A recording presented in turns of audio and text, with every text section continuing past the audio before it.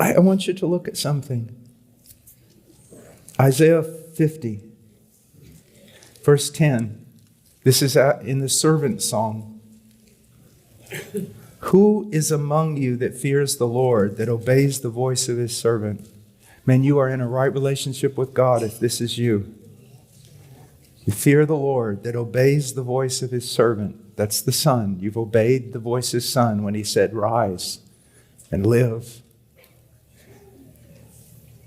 That walks in darkness and has no light. Hold it. Michael was teaching that the true Christian walks in the light. That's exactly what John says.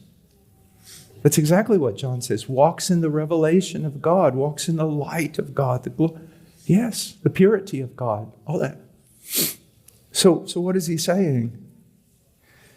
It's talking about believers when God, in his grace, remember how Abraham had nothing to look at, to hold up his faith except the promise and God's character? Here's what God's going to do, you believer. You're going to be crying out, I want to feel something, I want to feel something, I want to see something. And there are times when things like that, a sense of the presence of God, are entirely appropriate, wonderful, and needful. But when you really start getting into the more difficult classes in God's teaching, he will leave you at times in utter darkness. Leave you without anything to sustain your hope or your faith except your knowledge of his character. And if God promised to hold the hand of Messiah when he walked on the earth, you can be sure that he holds the hands of the Messiah's disciples. So let him trust in the name of the Lord and rely on his God. Let him do that. Not trust in what he can see. God will take away your feeling. He will even take away the sense of his love from you. He will sometimes leave you and it seems completely barren. Why is he doing it? That you learn to trust in the nature, the character, the word of your God. And then he goes on. Behold, all of you who kindle a fire, who encircle yourself with firebrands, walk in the light of your fire.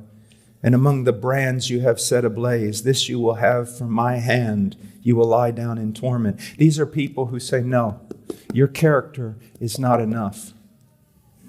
Your word is not enough. I need to see something. I need to feel something. And so they go out there and they acquire strange fire. They've got to have some experience. They've got to have something, because just trusting in the nature of God. And so many believers will come to me and they'll go, I'm believing, but it's almost as though I see nothing. I feel nothing. There's nothing to support me at all. And I'm going, oh child.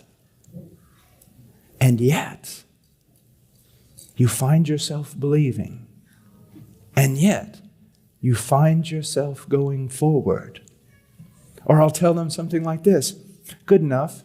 Seems quite hopeless in your case. Did you drink and party before you became a Christian? Oh, yes, I did. We'll go back to it. If I was you, let's eat and drink, for tomorrow we die. I can't do that.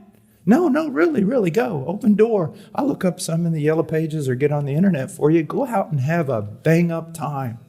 I can't do that. Why? Why? Because of my God. Sounds to me like God is making you a spectacle at this moment. And he's very happy because he has left you with nothing.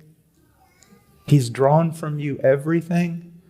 And yet at the same time in heaven, he's boasting of you. Look at my servant who walks in darkness and has no light, but trusts in my name. Amen. Do you see? Now, so many of you can identify with that, and you're going, what I thought was a desert because of my sin is actually God getting greater glory from me than He would have if I had all kinds of things around me supporting up my faith. Do you see?